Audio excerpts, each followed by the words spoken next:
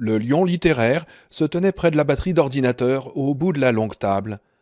Il regardait par-delà le laboratoire, le mur le plus éloigné, où une douzaine de personnes étaient pendues à des crochets comme des sujets d'expérience dans un camp nazi.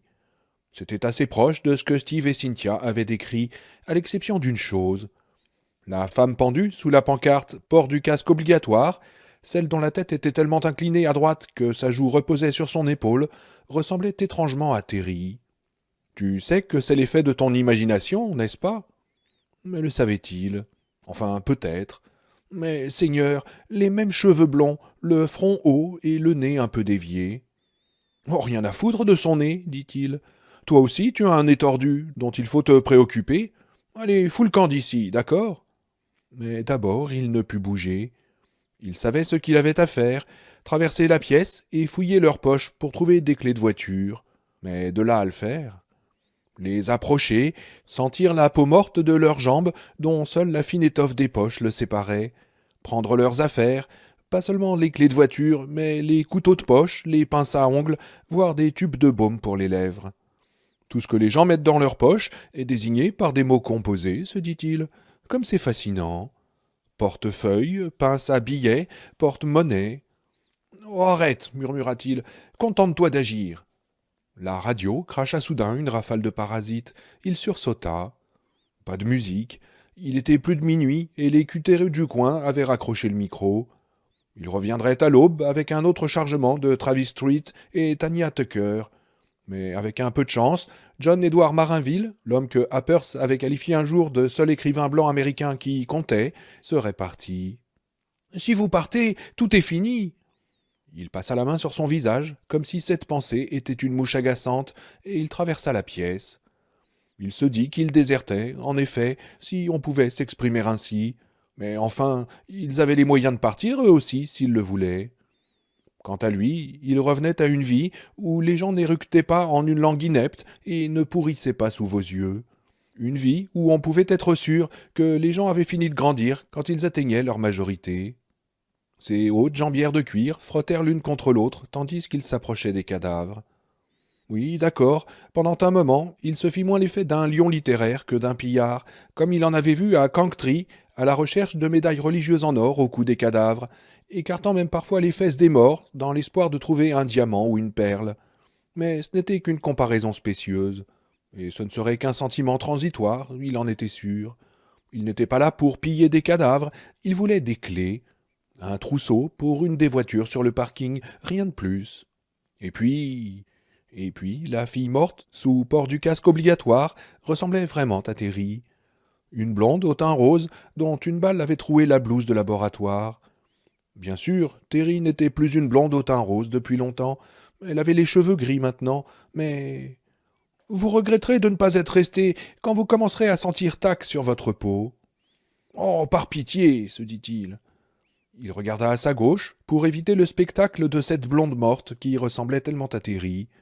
Terry, autant où elle pouvait le rendre fou, rien qu'en croisant les jambes ou en lui donnant un coup de hanche. Et ce qu'il vit fit naître sur ses lèvres un sourire d'espoir. Il y avait un véhicule tout-terrain là-bas, à l'intérieur, devant une porte de garage, et il se dit qu'il y avait toutes les chances pour que les clés soient dessus. Dans ce cas, il se verrait épargner l'indignité d'avoir à fouiller les poches des victimes d'Entragian, à moins que ce ne soit celle de Josephson. Peu importait d'ailleurs. Il n'aurait qu'à décrocher le chariot à minerai, ouvrir la porte du garage et partir. Quand vous commencerez à le sentir sur votre peau. Peut-être aurait-il cette sensation au départ, oui, mais ça ne durerait pas longtemps. David Carver était peut-être un prophète, mais il était un jeune prophète, et il y avait quelques petites choses dont il ne semblait pas conscient, qu'il soit ou non en contact direct avec Dieu. À commencer par le fait qu'une odeur, ça partait au lavage, pas de doute. C'était une des petites choses dans la vie dont Johnny était tout à fait certain. Dieu soit loué, la clé du véhicule était sur le tableau de bord. Il se pencha à l'intérieur de la cabine, tourna la clé et constata que le réservoir était aux trois quarts plein. Tout baigne, dit-il en riant, il n'y a plus qu'à rouler. Il passa à l'arrière du petit véhicule, ressemblant à une Jeep, et examina la tâche de la remorque. Pas de problème non plus ici, juste une goupille. Il allait trouver un marteau et la faire sauter. Mais Houdini n'y serait pas arrivé, monsieur Marinville. C'était la voix du vieux Véto, cette fois. À cause de la tête? Et le téléphone? Et les sardines? Et alors, dit-il, il y avait dans le sac quelques boîtes de plus qu'on ne croyait, c'est tout. Mais il transpirait. Il transpirait, comme au Vietnam autrefois. Ce n'était pourtant pas la chaleur, même s'il avait chaud. Et ce n'était pas la peur, même s'il avait peur jusque dans son sommeil. C'était cette sueur aigre qui sourd quand on est au mauvais endroit et au mauvais moment, avec des gens fondamentalement valables qui se gâchent, peut-être définitivement, en faisant le mauvais choix. Miracle discret, dit le vieux Véto. Oh bon sang, il était plus bavard mort que vivant. Sans le gamin, vous seriez encore dans cette cellule, non? Ou mort? Ou pire, et vous l'avez abandonné. Si je n'avais pas distrait le coyote avec mon blouson, c'est David qui serait mort maintenant, se dit Johnny. Allez, foutez-moi la paix, vieux cinglé. Il repéra un marteau sur un établi contre le mur et se dirigea vers lui. Et dis-moi un peu, Johnny, dit Terry, d'une voix qui le cloua sur place. À quel moment précis as-tu décidé de soigner ta peur de mourir en renonçant complètement à la vraie vie? Cette voix-là n'était pas dans sa tête, il en était certain. Oh oui, putain, il en était certain. C'était Terry, c'était la Terry pendue au mur. Pas un sosie, pas un mirage, pas une hallucination, mais la vraie Terry. S'il se retournait, il la verrait, la tête redressée, la joue loin de l'épaule, qui le regarderait comme elle le regardait toujours quand il foirait. Patiente, parce que c'était une conduite habituelle chez Johnny Marinville que de foirer, et déçue parce qu'elle était la seule à continuer d'attendre mieux de lui. Ce qui était aussi idiot que de parier que les Tampa Bay Bucks allaient gagner le Super Bowl. Sauf que parfois, avec elle, ou pour elle, il avait effectivement fait mieux. Il s'était élevé au-dessus de ce qu'il en était venu à considérer comme sa nature. Mais dans ces cas-là, quand il excellait, quand il cassait la baraque, est-ce qu'elle lui disait quelque chose? Oh, peut-être, change de chaîne, on va voir ce qu'il y a sur PBS, mais c'était à peu près tout. Tu n'as même pas renoncé à la vie au bénéfice de l'écriture, dit-elle. Ça, au moins on aurait pu le comprendre, même si c'eût été méprisable. Tu as renoncé à la vie pour parler de l'écriture. Enfin, Johnny. Il s'approcha de la table, sur ses jambes tremblantes, prêt à lancer le marteau sur cette salope pour la faire taire. Et c'est à cet instant qu'il entendit un grognement sourd à sa gauche. Il tourna la tête dans cette direction, et dans l'embrasure de la porte menant au bureau, il vit un loup. Très probablement celui qui s'était approché de Steve et de Cynthia avec le Kanta dans sa gueule. Il posait sur lui le reflet vert de ses yeux. Pendant un moment, il hésita, et Johnny s'autorisa un petit espoir. Peut-être avait-il peur, peut-être allait-il reculer, mais l'animal se jeta sur lui, ses babines frémissantes découvrant ses dents. La chose qui avait été Hélène s'était concentrée sur le loup qui permettrait d'en finir avec l'écrivain, de manière si intense qu'elle était dans un état proche de l'hypnose. Mais soudain, quelque chose vint distraire le cours attendu des événements et interrompit la concentration de Tac. Tac retint un moment le loup où il était pour se tourner vers le camion Ryder avec ce qui lui restait de curiosité terrible et de regard sombre. Quelque chose s'était produit dans le camion, quelque chose d'imprévu, mais quant à savoir quoi, c'était une sensation de désorientation, comme de marcher dans une pièce où tous les meubles auraient été déplacés de façon subtile. Peut-être que si Tac n'essayait pas d'être à deux endroits en même temps. Mi him ento grogna Tac, qui lança le loup sur l'écrivain. Le sort de celui qui se voulait un autre Steinbeck était réglé. La bête à quatre pattes était rapide et forte, la bête à deux jambes lente et faible. Tac abandonna le loup. Sa vision de Johnny Marinville faiblit d'abord, puis s'effaça, tandis que l'écrivain se retournait pour prendre quelque chose sur l'établi et arrondissait soudain les yeux de peur. Tac tourna son esprit vers le camion et les autres, bien que le seul des autres qui comptât, le seul qui eût jamais compté, si seulement Tac l'avait compris plus tôt, était ce petit merdeux de Cubény. Le camion de location d'un jaune éclatant était toujours garé dans la rue. Par les yeux complémentaires des araignées et la vision sensible aux infrarouges des serpents, Tac le voyait clairement de l'extérieur au ras du sol. Mais quand Tac tenta d'entrer, il en fut incapable. Aucun œil là-dedans, pas même une minuscule araignée, non. Ou bien était-ce ce cul béni à nouveau qui obstruait sa vision? Broutille. Tac n'avait pas le temps de s'en soucier, ils étaient dedans, tous, forcément, et Tac devrait s'en contenter, parce qu'il y avait quelque chose d'autre qui n'allait pas, quelque chose qui se passait plus près de chez lui. Il s'agissait de Marie. Sous l'effet d'une force étrange et inconfortable, Tac se sentit écarté du camion, qui disparut, et il se concentra sur le bureau de la mine, qu'il regarda par les yeux fuyants et gênés des créatures qui y grouillaient.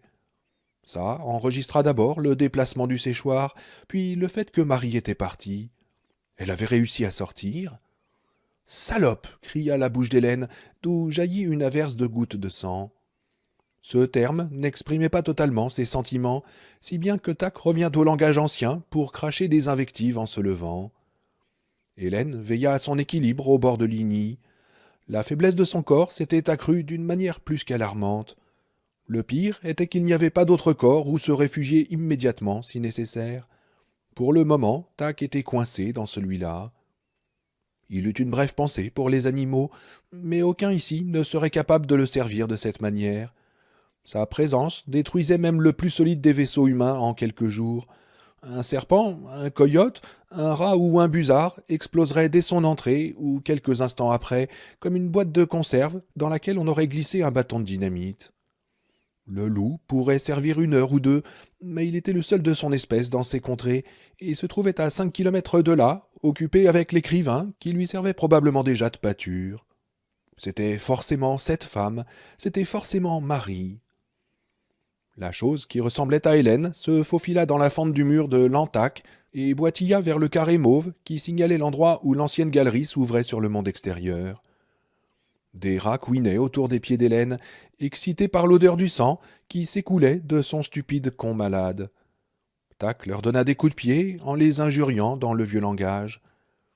À l'entrée du puits chinois, Tac s'arrêta, les yeux baissés.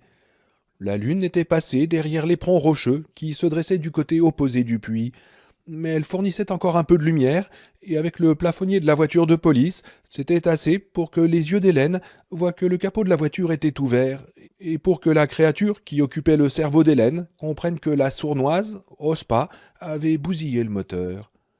Comment avait-elle pu sortir du bureau de chantier? Comment avait-elle osé? Pour la première fois, Tac eut peur. Il regarda à gauche et vit que les 2 camions avaient les pneus à plat, comme le camping-car des Carver, sauf que cette fois c'était lui la victime, et ça ne lui plaisait pas du tout. Il ne restait donc que les engins lourds, et bien que Tac sût où se trouvaient les clés, déposées dans un des classeurs du bureau de chantier, elles ne lui serviraient à rien. Tac ne pouvait conduire aucun de ces engins. Carrie Ripton savait comment les faire marcher, mais Tac avait perdu les capacités physiques de Ripton au moment où il l'avait quitté pour Josephson.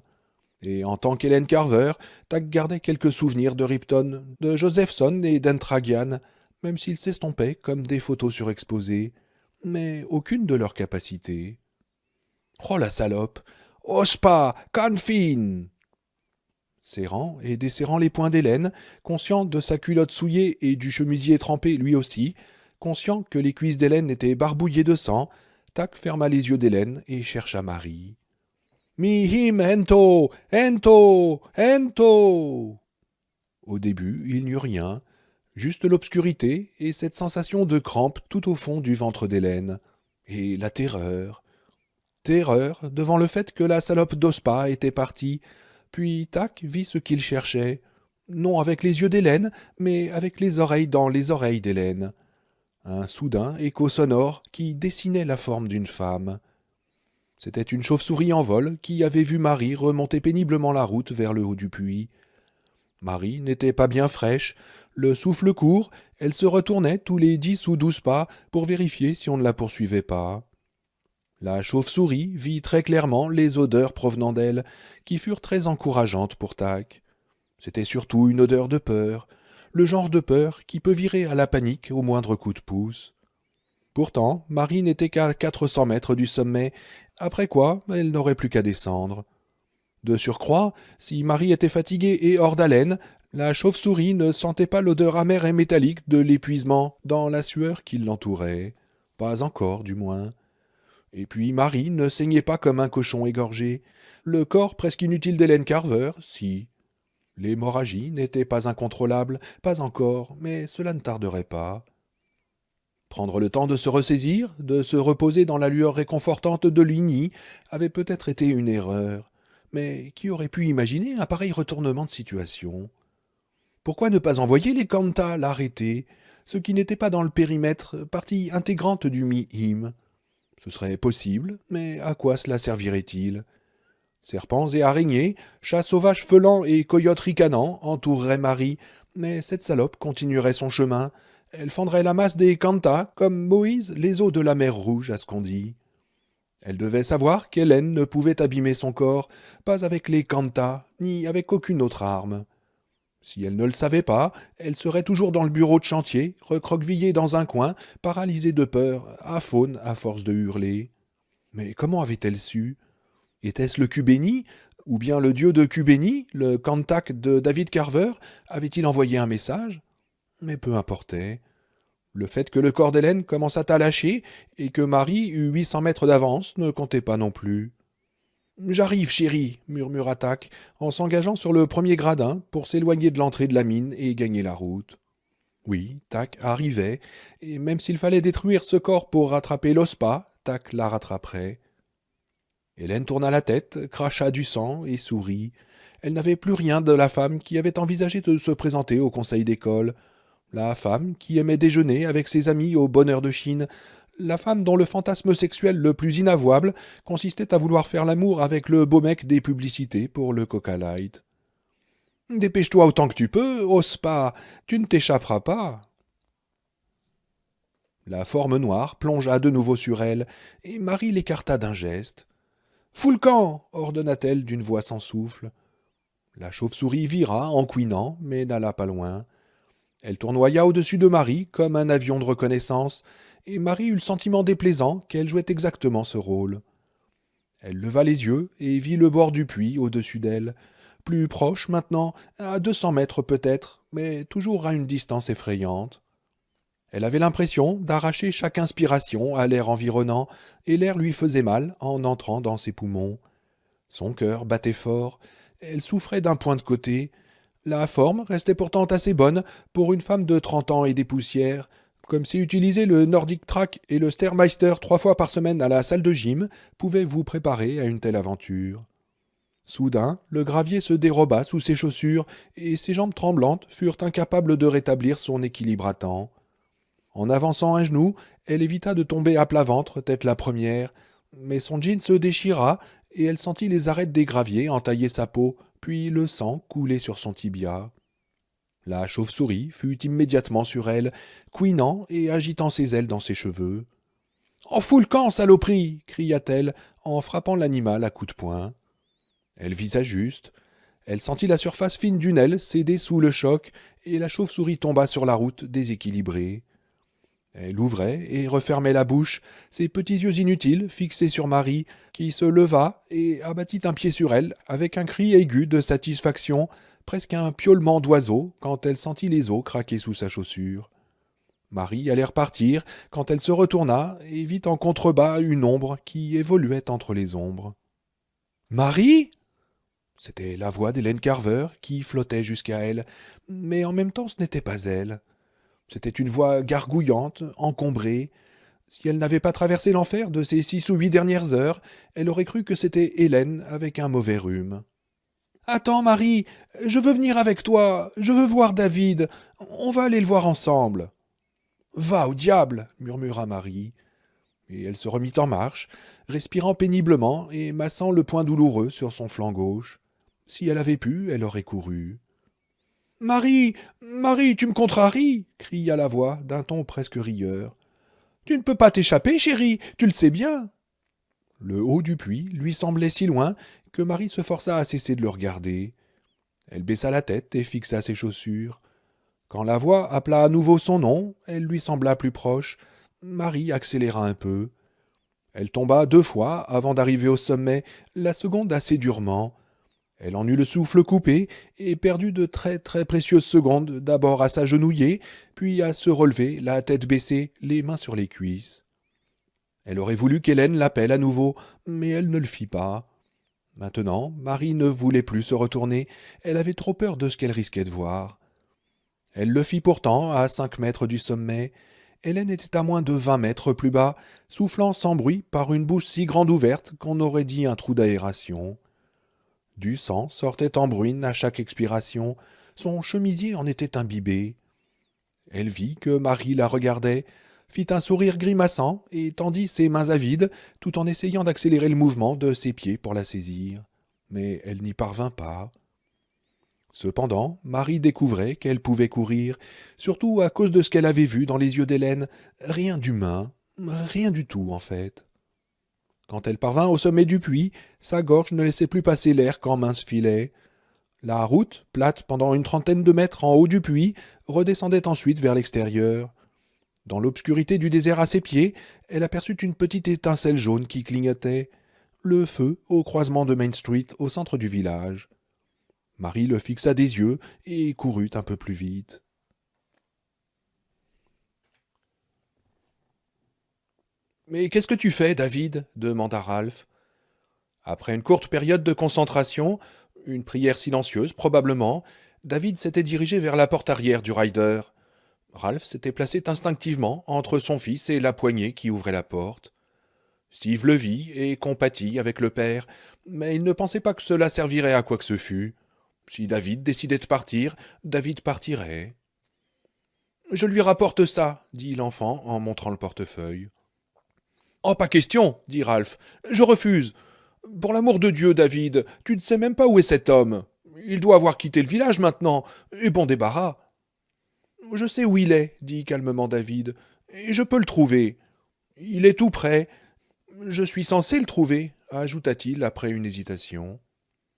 « Et David » demanda Steve d'une voix hésitante qui sonnait curieusement jeune à ses propres oreilles.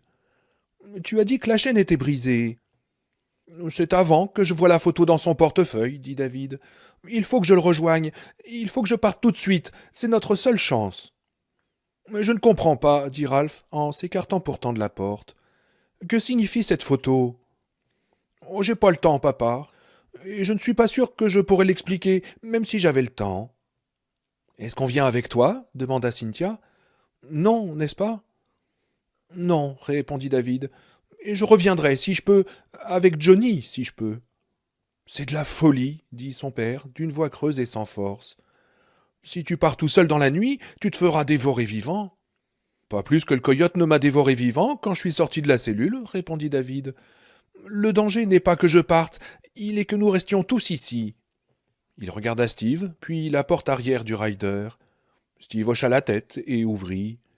La nuit du désert se glissa à l'intérieur et caressa son visage comme un baiser froid.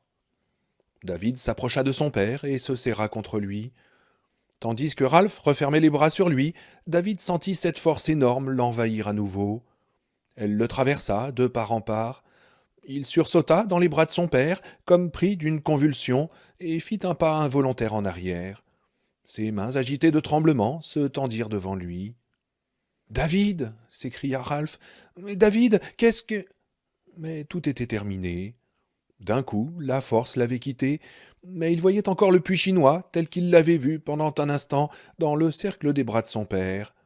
Ça avait été comme de regarder en bas d'un avion volant à basse altitude. Dans les rayons de lune, un trou d'albâtre maudit. Il entendait le frémissement du vent et une voix « Mi-him-ento! Mi-him-ento » qui appelait. Une voix qui n'était pas humaine. Il fit un effort pour s'éclaircir l'esprit et les regarda, le peu qui restait maintenant de l'association des survivants de Collien-Tragian. Steve et Cynthia, côte à côte, son père penché sur lui. Derrière eux, la nuit baignant dans la clarté de la lune. « Mais qu'est-ce qu'il y a » demanda Ralph d'une voix incertaine.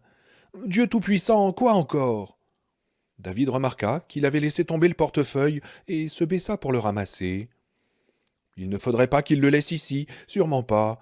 Il voulait le glisser dans sa propre poche arrière de pantalon, mais il se rappela comment il était tombé de celle de Johnny, et il le glissa plutôt dans l'encolure de son t-shirt. « Tu dois aller au puits, papa. Steve, Cynthia et toi devez aller au puits chinois tout de suite. Marie a besoin d'aide. Est-ce que vous comprenez? Marie a besoin d'aide. »« Mais de quoi parle ?» commença Ralph. Elle s'est échappée, le coupa David. Elle court sur la route vers le village, et Tac la poursuit. Il faut y aller tout de suite, tout de suite. Ralph tenta de l'attraper, mais cette fois sans conviction ni force. David esquiva facilement sa main, passa sous son bras et sauta du rider dans la rue. David, appela Cynthia, nous séparer comme ça, es-tu sûr que c'est une bonne chose? Non, dit David. Il était désespéré, bouleversé et abasourdi. Je sais que ça vous semble mal, continua-t-il. Ça me semble mal aussi, mais il n'y a rien d'autre à faire, je vous le jure, il n'y a pas d'autre solution. Reviens ici immédiatement, beugla Ralph. David se retourna, et ses yeux sombres croisèrent le regard affolé de son père. Vas-y, papa, allez-y tous les trois, maintenant, il le faut, aidez-la, pour l'amour de Dieu, aidez Marie. Avant que quiconque ait eu le temps d'ouvrir la bouche, David Carver s'était retourné et partait dans la nuit. Un bras se balançait au rythme de ses pas, l'autre était replié sur sa poitrine, sa main serrant le portefeuille en croco véritable de John Edward Marinville, $350 chez Barneys à New York. Ralph tenta de sauter du camion pour courir après son fils. Steve le saisit par les épaules et Cynthia par la taille. « Laissez-moi y aller !» cria Ralph en se débattant, mais sans conviction. « Laissez-moi rattraper mon fils !»« Non, dit Cynthia, nous devons croire qu'il sait ce qu'il fait, Ralph. »« Je ne peux pas le perdre aussi, murmura Ralph. Je ne peux pas. » Mais il se détendit et ils purent le lâcher. Peut-être que la meilleure façon de nous assurer que cela n'arrivera pas est de faire ce qu'il veut, dit Cynthia. Ralph inspira profondément et souffla lentement.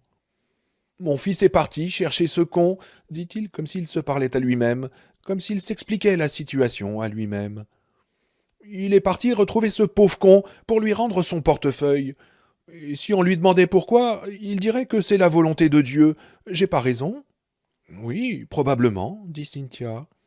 Elle tendit une main et la posa sur l'épaule de Ralph. Il ouvrit les yeux et elle lui sourit. Et vous savez le pire, demanda-t-elle. C'est probablement la vérité. Mais vous ne l'abandonneriez pas, n'est-ce pas demanda Ralph à Steve. Vous ne seriez pas capable de prendre la route de service pour revenir sur la nationale après avoir retrouvé Marie et de laisser mon fils ici? Steve secoua la tête. Ralph enfouit son visage dans ses mains, inspira profondément, laissa retomber ses mains et les regarda. Son visage, le visage de quelqu'un qui a pris une décision et brûlé tous les ponts derrière lui, avait soudain l'aspect de la pierre. Steve eut une curieuse idée. Pour la première fois depuis qu'il avait rencontré les Carver, il retrouvait le fils dans le père. « D'accord, dit Ralph, on va laisser à Dieu la charge de protéger mon gosse jusqu'à notre retour. Il faudra bien que ce soit Dieu, parce que s'il faut compter sur ce salaud de Marinville... » Il regarda d'un œil torve la route qui s'enfonçait dans la nuit. Ce à quoi pensa Johnny quand le loup fonça sur lui, ce fut à l'enfant disant que la créature aux commandes de ce grand spectacle voulait qu'ils partent, qu'elle serait heureuse de les laisser partir. Peut-être était-ce un petit dérapage dans le don de divination du gamin, ou peut-être Tac avait-il vu là une chance de prendre l'un d'eux et la saisissait. On ne doit jamais cracher sur un cadeau. Quoi qu'il en soit, se dit-il, je suis baisé dans les grandes largeurs. Mais tu le mérites, chérie, dit Terry derrière lui. Oui, c'était bien Terry, bienveillante jusqu'au bout. Il brandit le marteau pour accueillir le loup et cria. Fous le camp d'ici d'une voix suraiguë qu'il reconnut à peine. Le loup obliqua à gauche et décrivit un cercle en grondant, les pattes arrière pliées, la queue sous le ventre. Alors qu'il terminait son petit cercle, il heurta de l'épaule un classeur sur lequel une tasse à thé était posée en équilibre précaire. Elle tomba et se fracassa par terre. La radio toussa un long braiement de parasite. Johnny fit un pas vers la porte, visualisant la façon dont il pourrait s'en aller par le couloir et rejoindre le parking.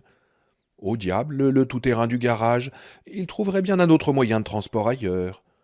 Mais le loup était à nouveau sur son chemin, tête baissée, furieux, les yeux brillants, horriblement intelligent, horriblement conscient. Johnny recula, le marteau levé devant lui comme un chevalier qui salue son roi de son épée. Il sentait ses paumes transpirer contre le manche de caoutchouc perforé. Le loup lui semblait énorme, de la taille au moins d'un grand berger allemand. En comparaison, le marteau lui parut ridiculement petit, du genre de ceux qu'on utilise dans un appartement pour réparer une étagère ou accrocher un tableau. Oh Seigneur, aide-moi, dit Johnny. Mais il ne sentit aucune présence. Dieu, c'était seulement un mot qu'on disait, un mot qu'on utilisait quand il y avait une tuile qui vous tombait sur le coin de la tête. Pas de Dieu. Il n'était pas un gosse élevé dans une banlieue bourgeoise de l'Ohio et à 3 ans de se servir de son premier rasoir. La prière n'était que la manifestation de ce que les psychologues appelaient la pensée magique, et il n'y avait pas de Dieu. Et puis même, s'il y en avait un, pourquoi viendrait-il s'occuper de moi? Pourquoi viendrait-il s'occuper de moi après que j'ai laissé les autres dans le camion? Le loup aboya soudain dans sa direction. C'était un son presque risible, au perché, le genre d'aboiement que Johnny imaginait sortant de la gueule d'un caniche nain ou d'un petit épagnol. Mais les dents, elles, n'avaient rien de risible. D'épaisses gouttes de salive en coulaient à chaque glapissement. « Fous le camp !» cria Johnny de sa voix perçante. « Fous le camp, tout de suite !» Mais au lieu de partir, le loup abaissa son arrière-train vers le sol. Pendant un moment, Johnny crut qu'il allait chier, et qu'il avait aussi peur que lui, et qu'il allait chier sur le carrelage du laboratoire. Mais une fraction de seconde avant que cela n'arrive, il se rendit compte que le loup se préparait non pas à chier, mais à sauter sur lui. « Non, Seigneur, non, par pitié !» cria-t-il. Il se retourna pour courir vers le véhicule et les corps pendus à leurs crochets. Dans sa tête, il le fit, mais son corps bougea dans la direction opposée, en avant, comme dirigé par des mains qu'il ne pouvait voir. Il n'avait pas le sentiment d'être possédé, mais une certitude soudaine de ne plus être seul. Sa terreur retomba. Sa première tentation instinctive, faire demi-tour et courir, retomba aussi. Il fit un pas en avant, il leva le marteau par-dessus son épaule droite et le lança en avant à l'instant où le loup lui sautait dessus. Il crut que le marteau allait tournoyer et passer au-dessus de la tête de l'animal. Il avait été lanceur au collège de Lincoln Park il y avait environ 1 millier d'années de cela. Mais il connaissait la sensation après un jet beaucoup trop haut. Mais ce ne fut pas le cas. Il n'avait pas lancé Excalibur, il n'avait lancé qu'un bon vieux marteau d'artisan avec un manche de caoutchouc perforé pour faciliter la prise. Mais le marteau n'avait pas tournoyé et il n'était pas parti trop haut. Il était venu frapper le loup au bon endroit, juste entre les deux yeux.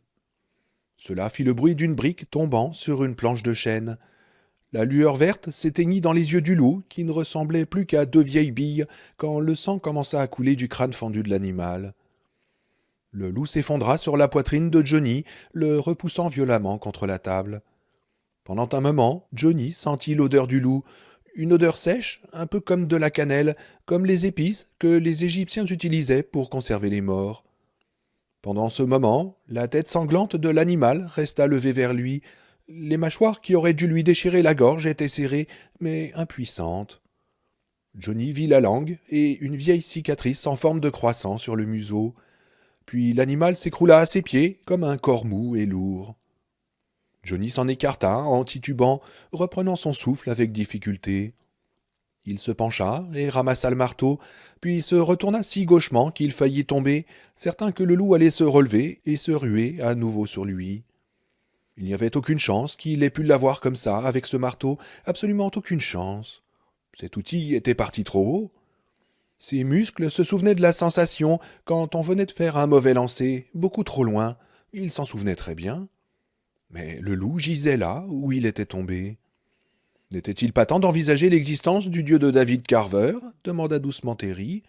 Une Terry en stéréo maintenant, à sa place dans sa tête et aussi à sa place au mur, sous la mention « port du casque obligatoire ». Non, dit-il, c'est un coup de chance, c'est tout. Comme la chance sur 1000 que vous avez de gagner pour votre petit ami, le gros panda en peluche à la foire. Mais je croyais que t'avais dit que c'était parti trop haut, dit la voix de Terry. Eh bien, j'avais tort, voilà. Comme tu me le disais, 10 à 12 fois par jour, grande salope. Et il fut frappé par le son rauque et presque sanglotant de sa voix. Est-ce que c'était pas ton refrain tout au long de notre charmante union? Tu as tort, Johnny, tu as tort, tu as totalement tort, Johnny. Mais tu les as laissés, dit la voix de Terry. Ce qui le retint ne fut pas le mépris qu'il reconnut dans cette voix, qui n'était après tout que sa propre voix, son propre esprit exécutant un vieux tour de ventriloque. Mais ce qui le retint fut le désespoir. Tu les as laissés se faire tuer, et pire, tu continues à nier Dieu, même après avoir fait appel à lui. Et alors qu'il a répondu, « Mais quelle sorte d'homme es-tu » ? Un homme qui connaît la différence entre Dieu et un tir bien ajusté, répondit-il à la femme aux cheveux blonds, avec sa blouse trouée d'une balle. Un homme qui sait se débrouiller. Il attendit que Terry réponde, mais Terry ne répondit pas. Il reconsidéra ce qui venait de se dérouler, y appliquant sa mémoire presque parfaite, et ne trouva rien d'autre que l'action de son propre bras, qui apparemment n'avait pas oublié tout ce qu'il avait appris sur le lancer d'une balle de baseball. Tout ça avec un simple marteau d'artisan très ordinaire. Pas de projecteur, pas d'effets spéciaux à la Cécile B2000, pas de philharmonique de Londres lui rendant hommage à l'arrière-plan avec une centaine de violons. La terreur, le vide et le désespoir qu'il ressentait étaient des émotions transitoires, elles passeraient. Maintenant, il allait séparer le véhicule tout-terrain du chariot à minerai, et le marteau lui servirait à retirer la goupille qui les tenait attachés. Et ensuite, il démarrerait, et il foutrait le camp de cet endroit hors. « Joli coup !» dit une voix à la porte. Johnny se retourna. L'enfant était là, David.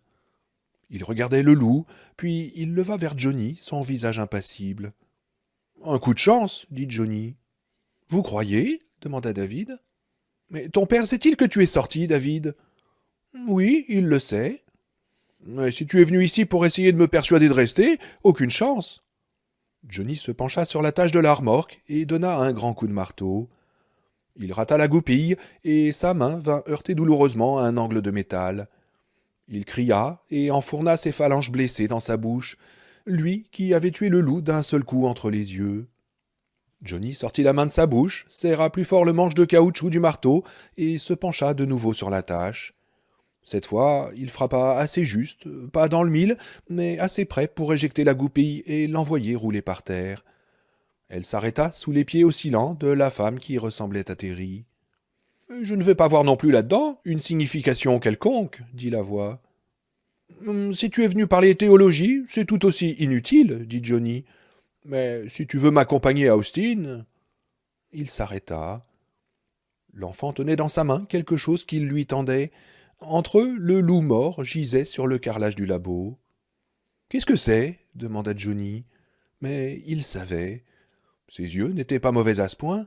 Soudain, sa bouche fut très sèche. « Mais pourquoi me pourchasses-tu » pensa-t-il soudain. Il ne savait pas précisément à qui il s'adressait, mais il savait que ce n'était pas à l'enfant. « Pourquoi ne peux-tu pas perdre ma trace, me laisser tranquille ?»« C'est votre portefeuille, » dit David, en le regardant avec calme. « Il est tombé de votre poche dans le camion, et je vous l'ai rapporté. Il contient tous vos papiers, au cas où vous oublieriez qui vous êtes. »« Oh, très drôle, » dit Johnny.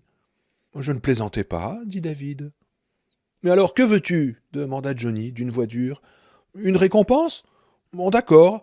Écris-moi ton adresse, et je t'enverrai soit $20, soit un livre avec un autographe.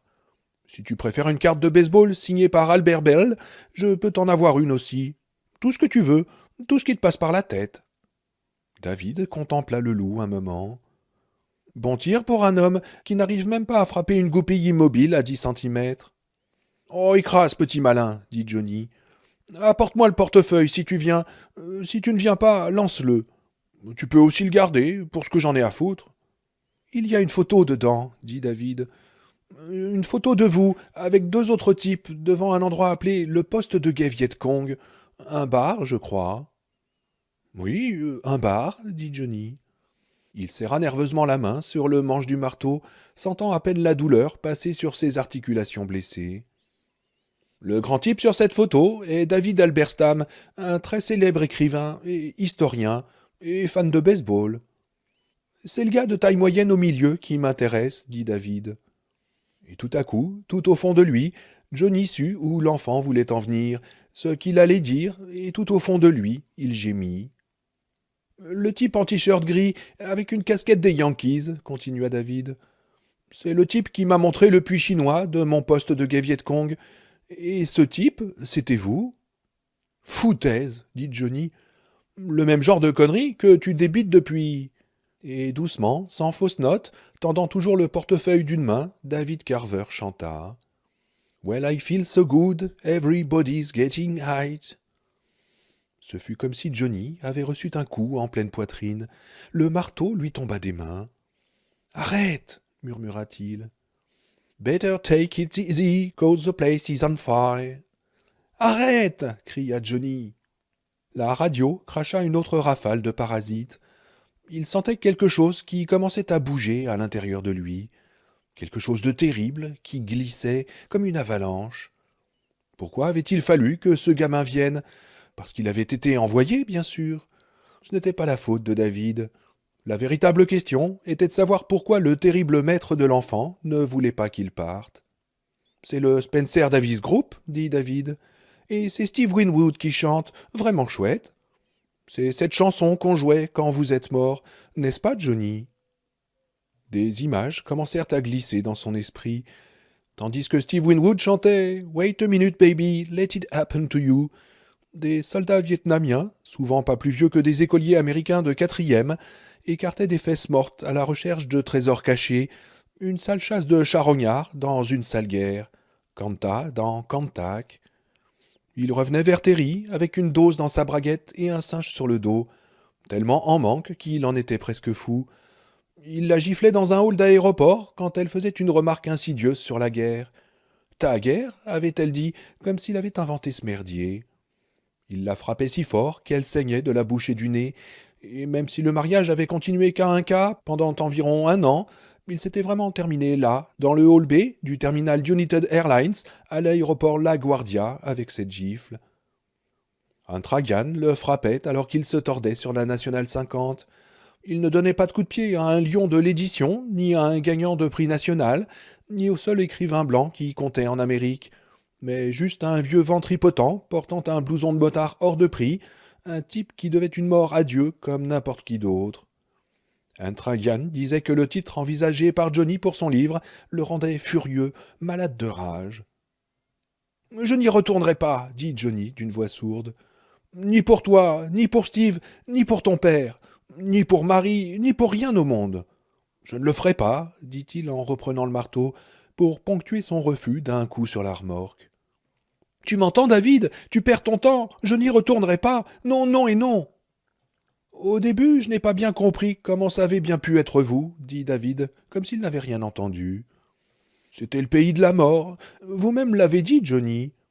Mais vous êtes en vie? Enfin, c'est ce que je croyais, en tout cas. Même quand j'ai vu la cicatrice, dit-il en montrant le poignet de Johnny. Mais quand êtes-vous mort? 1966?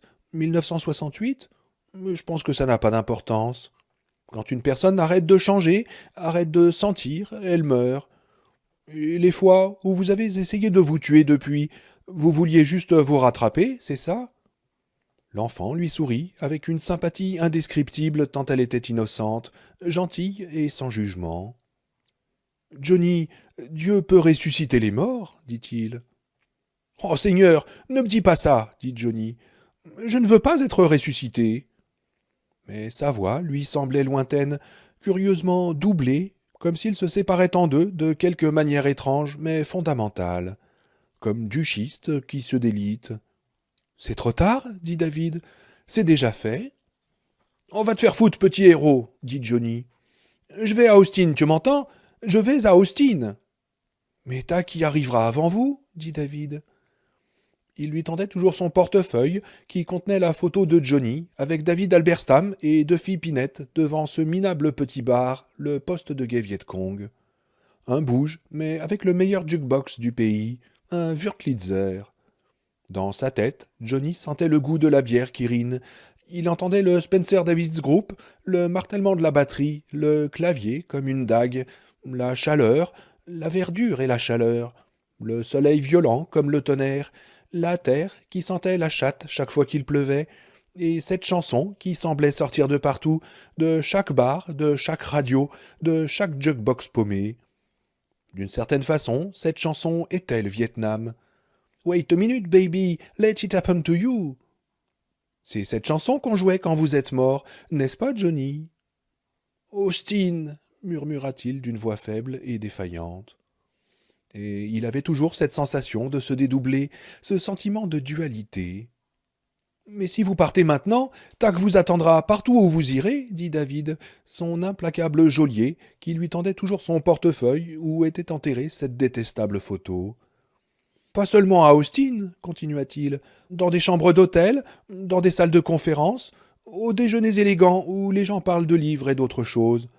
Quand vous serez avec une femme, ce sera vous qui la déshabillerez, mais Tac qui aura des relations avec elle. Et le pire, c'est que vous pourrez vivre longtemps ainsi. Candelar, c'est ce que vous serez, cœur de l'informe. Mi him can ini, le puits vide de l'œil. Non, voulut crier Johnny à nouveau, mais cette fois sa voix ne sortit pas. Et quand il frappa de nouveau la remorque, le marteau lui échappa des doigts. Toute force quitta sa main, ses cuisses se liquéfièrent et ses genoux se déboîtèrent. Il glissa sur lui-même avec un cri d'homme qui se noie. Cette impression de se dédoubler, de devenir deux jumeaux, était encore plus forte qu'avant, et il comprit, stupéfait et résigné à la fois, que c'était ce qui lui arrivait. Il se divisait littéralement en deux. Il y avait John Edward Marinville, qui ne croyait pas en Dieu, et ne voulait pas que Dieu croie en lui, qui voulait partir, et se rendait compte qu'Austin ne serait que le premier arrêt. Et il y avait Johnny, qui voulait rester, plus encore, qui voulait se battre, qui avait progressé assez loin dans cette folie surnaturelle pour vouloir mourir dans le Dieu de David, pour que son cerveau s'y consume et ressorte comme une mythe par la cheminée d'une lampe à kérosène. Suicide criait son cœur. Suicide. Suicide. Des soldats vietnamiens, les optimistes aux yeux morts de la guerre, qui cherchent des diamants dans des trous du cul.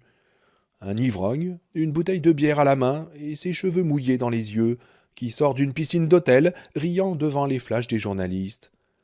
Le nez de Terry qui saigne, sous ses yeux blessés et incrédules, tandis qu'une voix venue du ciel annonce que l'embarquement du vol 507 d'United Airlines pour Jacksonville a commencé porte B7. Le flic qui lui donne des coups de pied pendant qu'il se tord de douleur sur la ligne médiane d'une route en plein désert. « Ça me rend furieux !» avait dit le flic. « Ça me rend malade de rage !» Johnny se sentit quitter son propre corps, se sentit saisi par des mains qui n'étaient pas les siennes et qui le retournaient comme un gant. Debout, comme un fantôme près de l'homme à genoux, il le vit tendre les mains. « Je vais le prendre, » dit en pleurant l'homme à genoux. « Je vais prendre mon portefeuille. Rends-le-moi. » Il vit l'enfant s'approcher de l'homme à genoux et s'agenouiller près de lui. Il vit l'homme à genoux prendre le portefeuille et le glisser dans la poche avant de son jean pour pouvoir joindre les mains comme le faisait David. « Qu'est-ce que je dis ?» demanda en pleurant l'homme à genoux. « Oh, David, par où commencer? Que dire ?»« Ce que dicte votre cœur, » dit l'enfant à genoux. Et c'est à cet instant que le fantôme renonça et rejoignit l'homme. Le monde s'illumina, l'illumina comme avec du napalm, et il entendit Steve Winwood chanter « Now I'm gonna relax baby, everybody should ». « Aide-moi, Seigneur, » dit Johnny, en levant les mains à la hauteur de ses yeux, si bien qu'il les voyait. « Oh Seigneur, je t'en prie, aide-moi. Aide-moi à faire ce qu'on m'a envoyé faire. Aide-moi à être entier. Aide-moi à vivre. Seigneur, aide-moi à revivre. » « Je vais t'attraper, salope !» Tac triomphait. Au début, ses chances étaient maigres. Il s'était approché à 20 mètres de l'Ospa avant d'arriver au sommet du puits. Mais cette salope, dans un sursaut d'énergie, avait franchi le sommet la première. Une fois de l'autre côté, Marie avait pu augmenter rapidement son avance, de 20 à 60 mètres, puis 150. Comme elle pouvait respirer librement, elle pouvait donner à son corps le surplus d'oxygène dont il avait besoin. Le corps d'Hélène Carver, en revanche, perdait rapidement toutes ses capacités. Son segment vaginal avait tourné à l'hémorragie.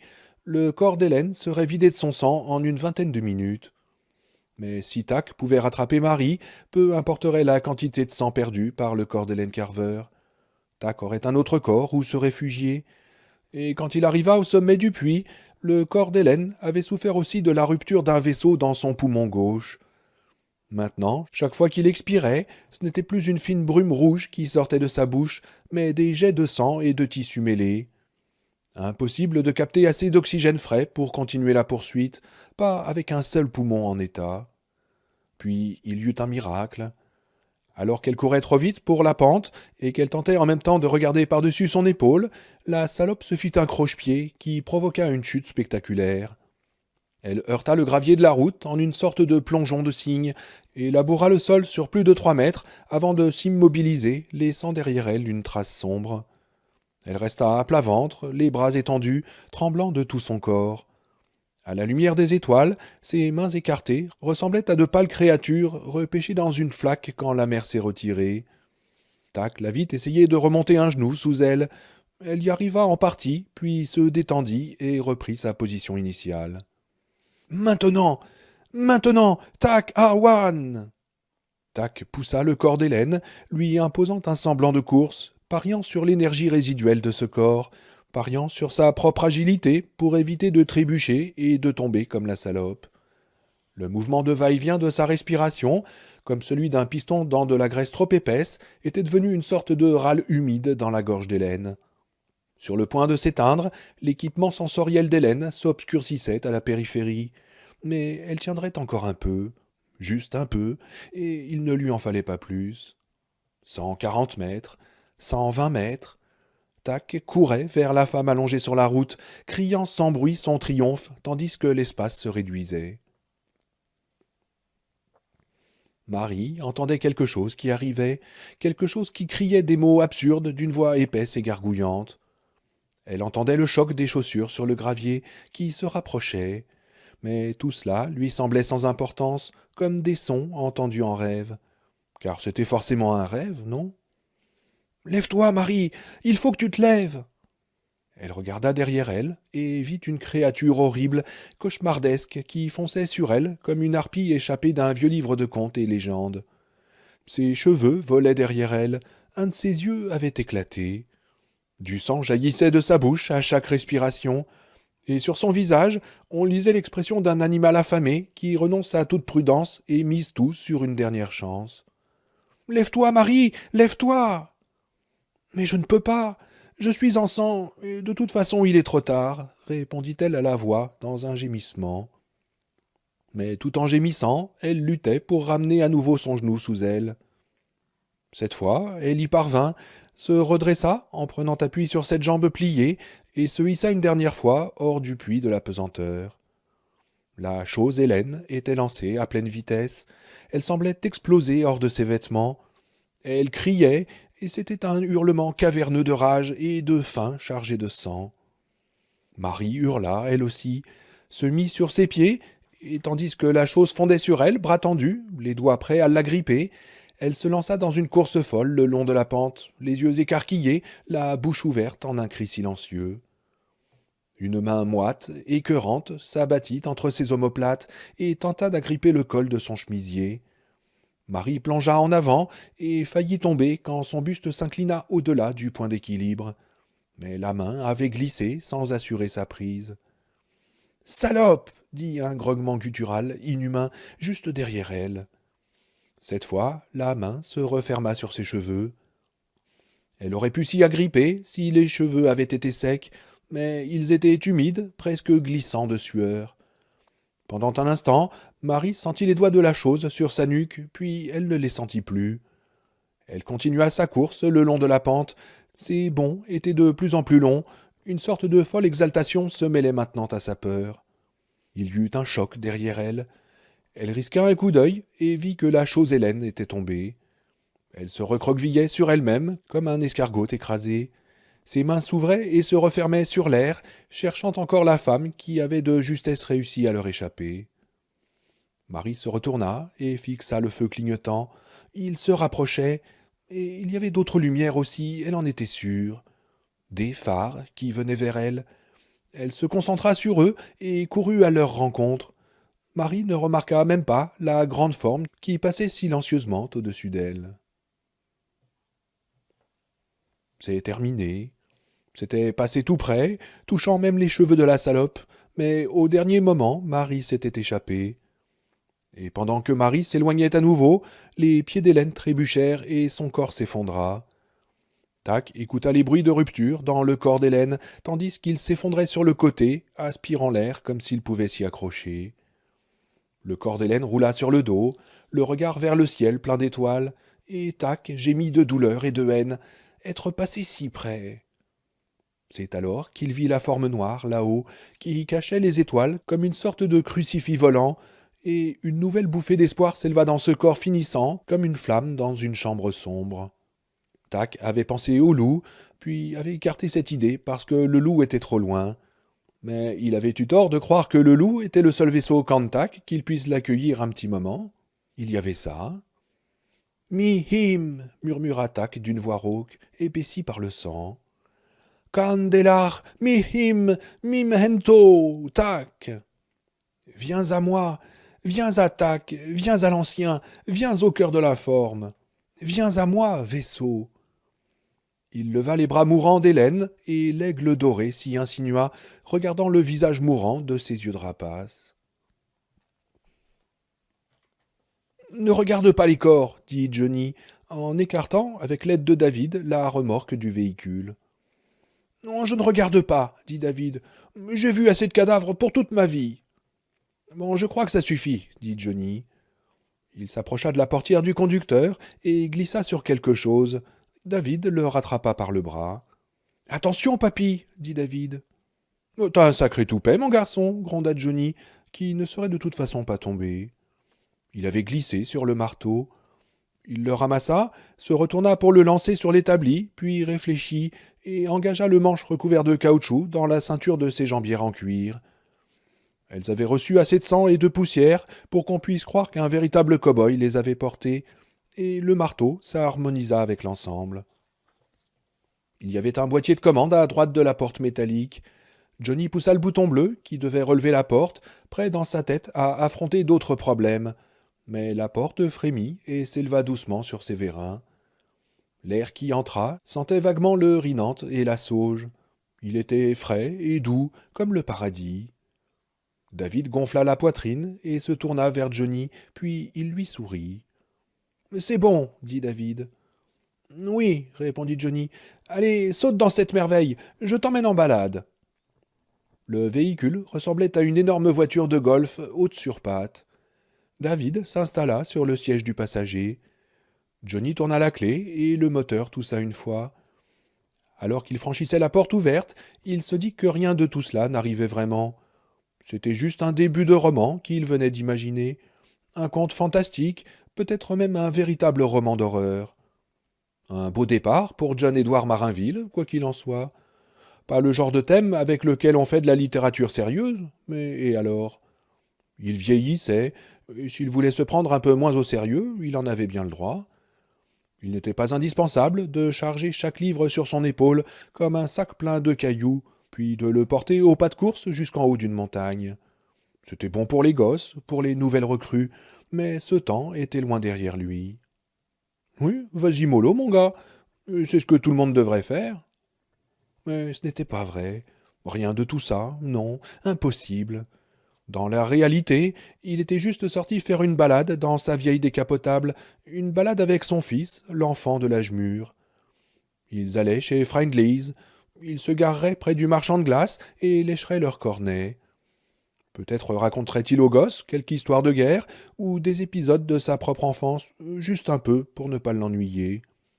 Les gosses n'ont qu'une tolérance limitée pour les histoires qui commencent par « quand j'étais petit », ça ils le savaient. Et tous les pères qui n'avaient pas la tête trop loin du cul le savaient aussi. Alors ils se limiteraient à une ou deux histoires sur la façon désinvolte dont il avait abordé le baseball. Et voilà-t-il pas que l'entraîneur... « Et Johnny, ça va ?» demanda David.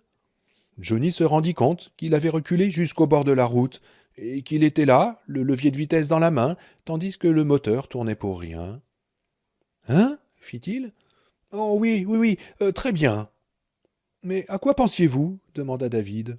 « Aux gosses, répondit-il. « Tu es le premier que je fréquente depuis... Oh Seigneur, depuis que mon jeune fils est parti en pension. Tu es un bon garçon, David, un peu obsédé par Dieu, mais sinon tout à fait bien. »« Merci, dit David avec un sourire. Johnny recula encore un peu, puis vira et passa la première. Tandis que les phares haut placés de l'engin balayaient Main Street, il vit deux choses. La girouette en forme de nain qui surmontait la chope gisait maintenant dans la rue, et que le camion de Steve était parti. S'ils ont fait ce que tu voulais, je pense qu'ils sont en route vers le puits, dit Johnny. Oui, et quand ils auront trouvé Marie, ils nous attendront, dit David. Mais est-ce qu'ils vont la trouver? Oui, j'en suis certain, répondit David. Et je crois qu'elle va bien, mais elle l'a échappé belle. Il regarda Johnny, et cette fois lui adressa un vrai sourire, un merveilleux sourire. Je crois que vous allez vous en sortir, vous aussi, dit-il. Peut-être que vous écrirez quelque chose sur tout ça. En règle générale, répondit Johnny, j'écris des choses qui m'arrivent. Je les arrange un peu, et ça fait l'affaire. Mais ça, je ne sais pas. Il passait devant l'Ouest américain. Johnny pensa à Audrey Weyler, qui gisait là-dedans sous le balcon effondré. Ce qui restait d'Audrey Weyler. David, quelle part de l'histoire d'Audrey était vraie? Est-ce que tu le sais? Presque tout, répondit David.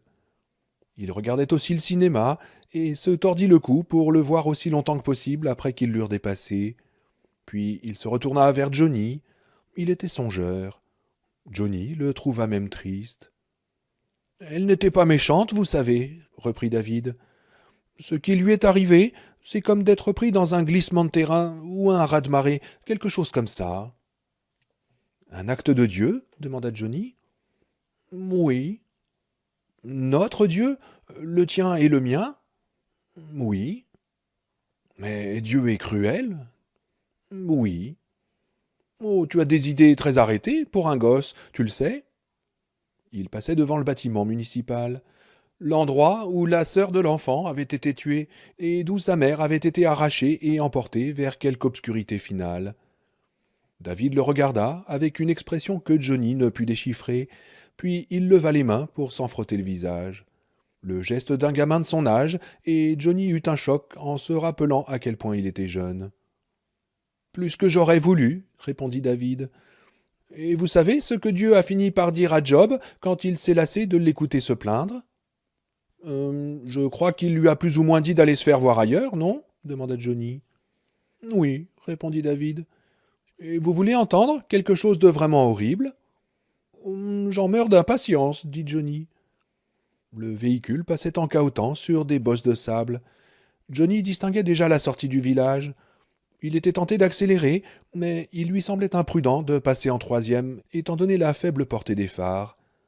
Ils étaient peut-être entre les mains de Dieu, mais Dieu avait la réputation d'aider surtout ceux qui cédaient eux-mêmes. C'était sans doute pourquoi il avait gardé le marteau. J'ai un ami, reprit David. Il s'appelle Brian Ross, c'est mon meilleur ami. Une fois, on a fabriqué un Parthénon tout en bouchon de bouteille. C'est vrai? Demanda Johnny. Oui, dit David.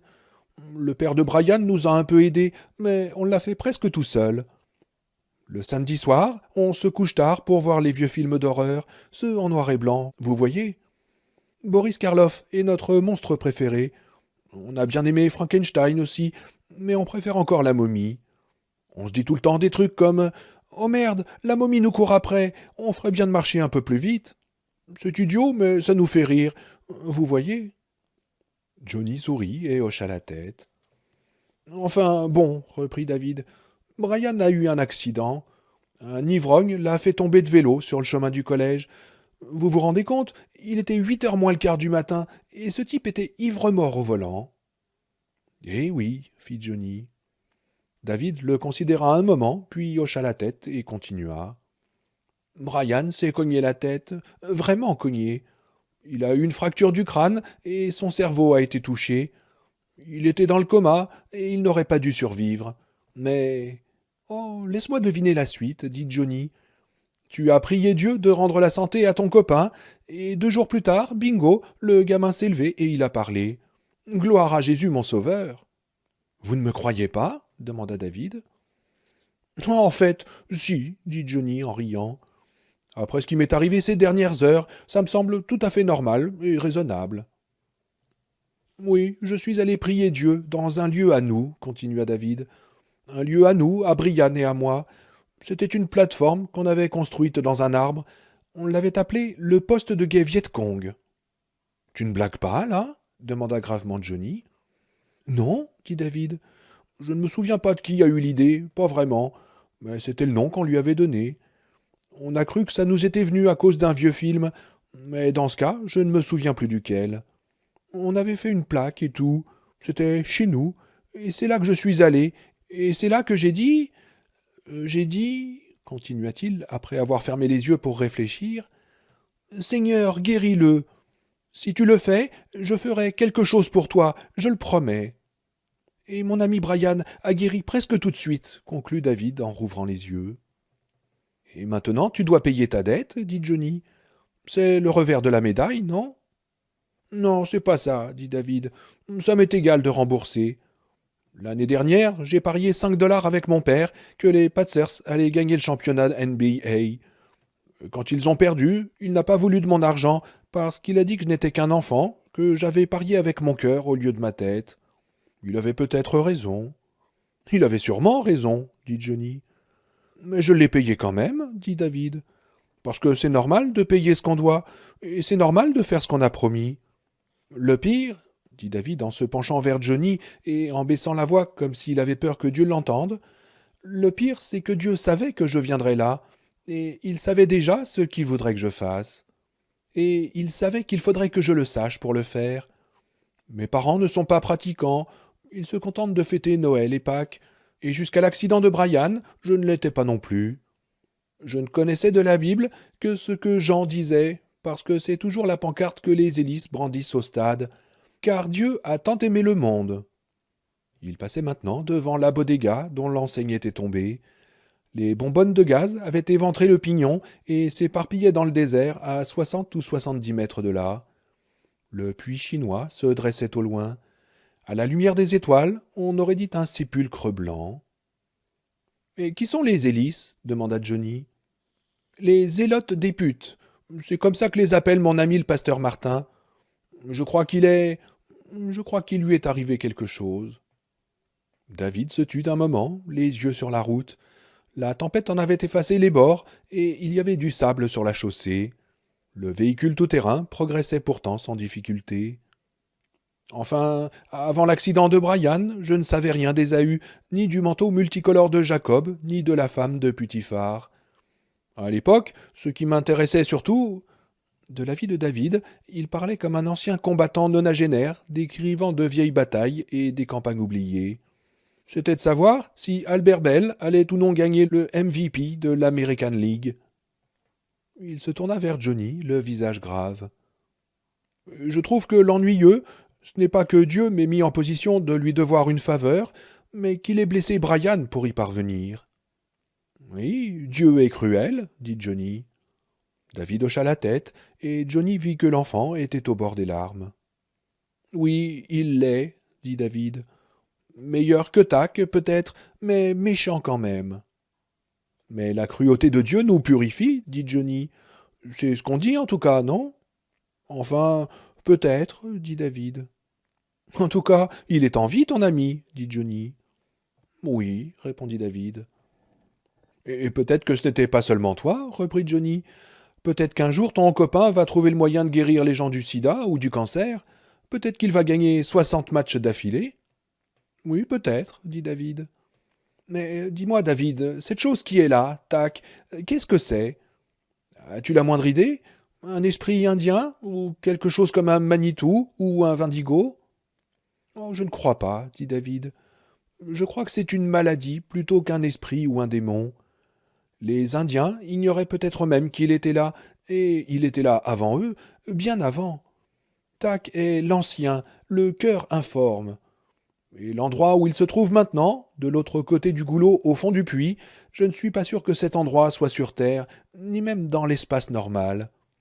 Tac est un étranger complet, tellement différent de nous que nous ne pouvons même pas y appliquer notre esprit. » L'enfant frissonnait un peu, et son visage semblait plus pâle. Peut-être était-ce juste la lumière des étoiles, mais Johnny n'aima pas ça. « On n'est pas obligé de continuer à en parler, si tu ne le veux pas, d'accord ?» David hocha la tête, puis pointa le doigt devant eux. « Regardez, voilà le rider, il est arrêté. Ils ont dû trouver Marie, c'est pas formidable ?»« Oh que oui, » dit Johnny. Les phares du camion, à 800 mètres environ, éclairaient comme des éventails lumineux le bas-côté de la route. Ils s'en approchèrent presque en silence, chacun plongé dans ses pensées. Pour sa part, Johnny s'interrogeait surtout sur les problèmes d'identité. Il ne savait plus avec certitude qui il était. Il se tourna vers David, avec l'idée de lui demander s'il savait où il pourrait bien y avoir quelques sardines. Affamé comme il était, même une boîte d'anchois l'aurait ravi. Quand sa tête se transforma soudain en une bombe insonore et brillante, dont le souffle le plaqua sur son siège.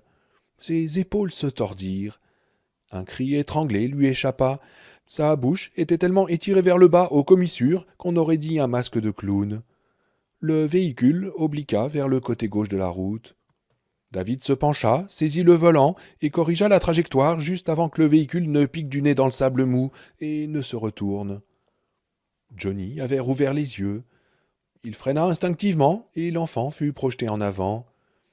Le véhicule s'arrêta au milieu de la route, à moins de 70 mètres des feux arrière du rider.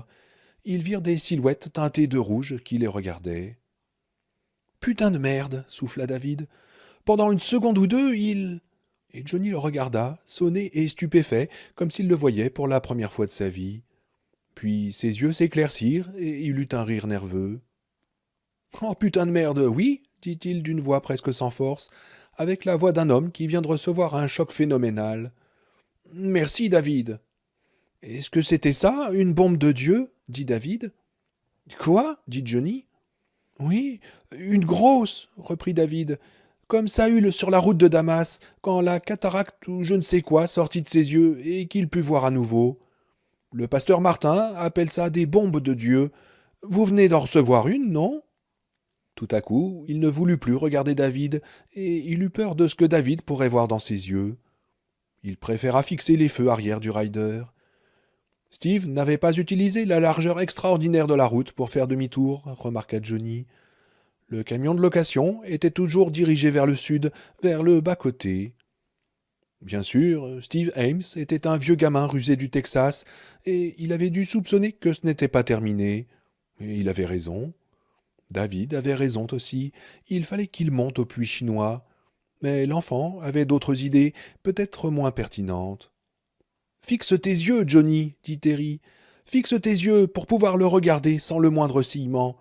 Tu sais comment t'y prendre, non ?» Oh oui, il le savait. Il se souvint de ce que lui avait dit un de ses vieux professeurs de littérature, à l'époque où les dinosaures arpentaient encore la Terre et où Ralph Hook dirigeait les Yankees de New York. Toute fiction est mensonge, avait proclamé ce vieux reptile fossilisé, avec un sourire sec et cynique. Tout art est fiction, donc tout art est un mensonge. Et maintenant, mesdames et messieurs, vous allez observer les effets de l'art sur ce jeune prophète innocent. Il se tourna vers David et répondit à son regard inquiet par un petit sourire apaisant.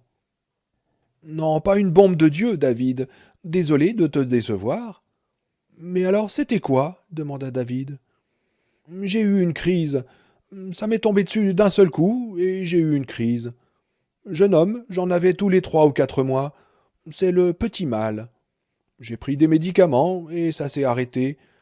Quand j'ai commencé à beaucoup boire, vers 40 ans, enfin 35, il n'y avait pas que de l'alcool, je crois, et mes crises sont revenues. On ne pouvait plus guère les qualifier de petits mal. Ces crises sont la raison principale qui me pousse à essayer de rester sobre. Ce que tu viens de voir était la première en presque 11 mois, dit Johnny après avoir fait semblant de compter. Ni alcool, ni cocaïne en cause, cette fois, juste ce bon vieux stress. Il ne voulut pas regarder à sa droite, cette fois. Il se demandait si David l'avait cru, et l'enfant risquait de lire cette question dans ses yeux. Cela pouvait sembler fou ou paranoïaque, mais Johnny savait que non. L'enfant était stupéfiant, un peu effrayant même, comme un prophète de l'Ancien Testament qui sortirait d'un désert biblique, la peau brûlée par le soleil, l'esprit brûlé par les interventions de Dieu. Mieux valait garder son regard ailleurs, le garder pour lui, au moins pour le moment. Du coin de l'œil droit, il voyait que David l'observait d'un air dubitatif. « C'est la vérité vraie, Johnny ?» finit par demander David. « C'est pas des blagues ?» Non, c'est la vérité vraie, dit Johnny, toujours sans le regarder directement. Je ne blague pas. David ne posa pas d'autres questions, mais il continua de le regarder. Johnny eut une drôle de sensation. Ce regard, c'était comme des doigts doux et habiles qui glisseraient le long d'une fenêtre pour en trouver le loquet.